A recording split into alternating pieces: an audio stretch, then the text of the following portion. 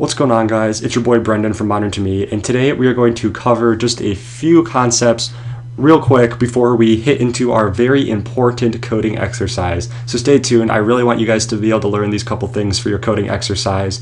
So pay attention because I definitely encourage you to use these in the next exercise. So first, what we're going to learn real quick is actually another primitive type in Java. We've been learning ints, we've learned boolean, we've learned floats, we've learned doubles, and we're going to learn one more today, and that's called the char. Char is short for character, and character as in like a character on a keyboard. So one single letter, a single number, something that can be typed in your keyboard is considered a char. So let's make one real quick. So let's just name our variable letter. You type it by typing char for char. It's in purple, so that's good. And then letter. And to create a char, you learned double quotes are for strings. Single quotes are for chars. So we can just have our letter be A, char, letter A, and then we can just output this real quick, just like any other variable, like we learned, system.out.println. And then in here, just type letter. And if we run this, you'll see that in the output we get A. So that's exactly what we wanted. Nothing tricky there, just like we've been learning with other primitive types. But what I really want to teach you, and what's really important, is getting input with chars. It's a little different than other variables, but that's okay, nothing tricky. So let's get input. Let's prompt the user. We're going to tell them to input their own char. We don't want to do the work for them, they can do it themselves, so we're going to say enter a character.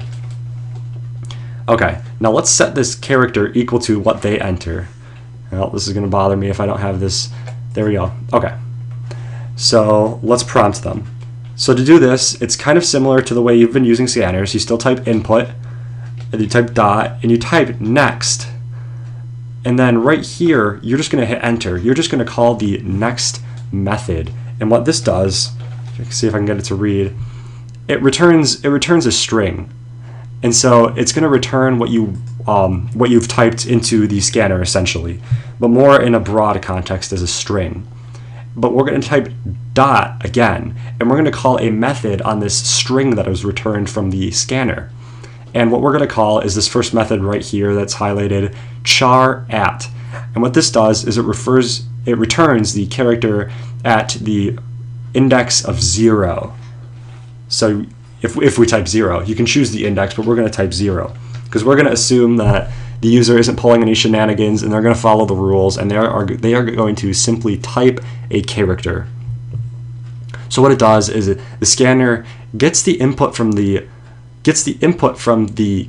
console, and then it gets it as a string. So it gets this one character as a string, and then when you call this char at method on this string that's returned from next, it's going to look at this index of 0, like we learned with arrays. The first index is 0, so it's going to look at the first character, which hopefully is the only character, and it's going to return that as a char. So that's how we're going to get a char. And now let's just test this out. So when we type in a character, it should just spit it out back at us. So let's type like capital F. There's a difference between lowercase f and capital F and any other lowercase and uppercase letter, just so you know. They're registered as different in the computer. Okay, so let's do capital F. And it returns a capital F. Exactly what we wanted. Perfect. Okay, so you got the hang of letters. Let me show you a quick functional usage of this. Just kind of something you might want to know. I'm not going to actually type out real code. I'm just going to kind of explain things right here. So let's say that you wanted to get yes or no input from the user. Oh yeah, I like where you're going with this. So what you can do is you can test something like, well, I guess I can just type this out.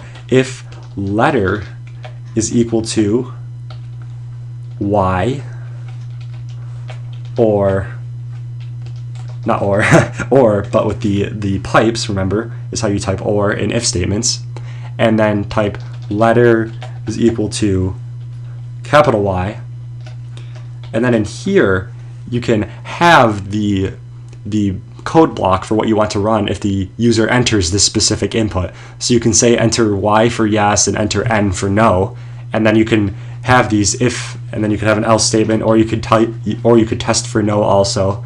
which is probably ideal in case they enter something other than y or n, but you can have code blocks for yes and no to have your code kind of have a branch off, kind of run more dynamically than just any sort of recurring code. So that's a useful mechanic to have the user enter yes or no. But let's say we actually want them to enter yes or no with like an actual string. How do we do that? Well, you can't use chars because chars are only one character, and that's not going to work. So let's try this out. Let's do it. So what you're going to do, let's get rid of that. What you're going to do is you are going to type a string. So create a string and call it, we already have an input, let's call it feedback. String feedback, that sounds good. It's a little long for a variable name, but that's okay. And we are going to set it equal to input dot next line, like we learned to get string input from the scanner. Let's just prompt the user real quick, system.out.print, and we're going to say enter yes or no. Okay, cool. So now we're going to tell them to enter yes or no. They will hopefully enter yes or no into string feedback. And now what we can do is we can test this pretty easily in an if statement as well. But pay attention because it's not exactly what we've been doing. So what you're going to type is you're going to type in the parentheses of the if statement, type the name of your string, dot operator, and what we're going to do is we're going to find the method right here to lowercase. What this is going to do is, just in case they had some funky like capital Y E S or like all capital yes or like capital Y lowercase e s like all hipster, we want it all to be the same. So this is going to make every character in this string be lowercase, just for some kind of consistency and more accuracy in our program. That's real handy. And then so now we have this string, and type the dot operator again, and we need equals.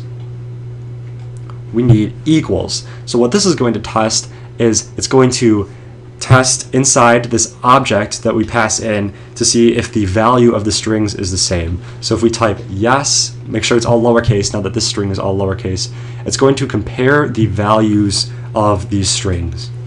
And now actually that's it. If you look over this equals method, I don't know if I can get it to pull it up. Yeah, you see that it returns a Boolean variable. So if this feedback is equal to yes, then it's going to return true. And remember what I told you with like while loops, you can type like while true, there we go. And then it's going to run. You can do the same with if statements. You can do if true, and then it's always going to run. And so that's kind of the same concept with this method right here. It returns this Boolean variable. So it's going to either return true or return false. So it's either going to run if this is true or not run if this is false. So you don't need any comparison statements, like you don't need like equals or like is greater than. You don't need any of that right here. You just kind of leave it with these methods because it's going to return this Boolean variable for you. So that's all you need to do. So if they type yes, say system.out.println, let's print out I say yes too. Now let's test another thing. Remember the else if statements we haven't worked with in a while when you want to test another thing. So let's type feedback dot to lowercase dot equals, and if you haven't guessed it, let's type no. And so this is going to test to see if they entered no. System.out.println, let's just say you're so negative. Okay, and now lastly, if they don't enter yes or no, let's give them a piece of our mind. We told them to do something, they didn't follow directions. You're so stupid. I'm ticked off. You didn't do what I told you to. Makes me so angry. So let's say that. Okay, now let's try running this program.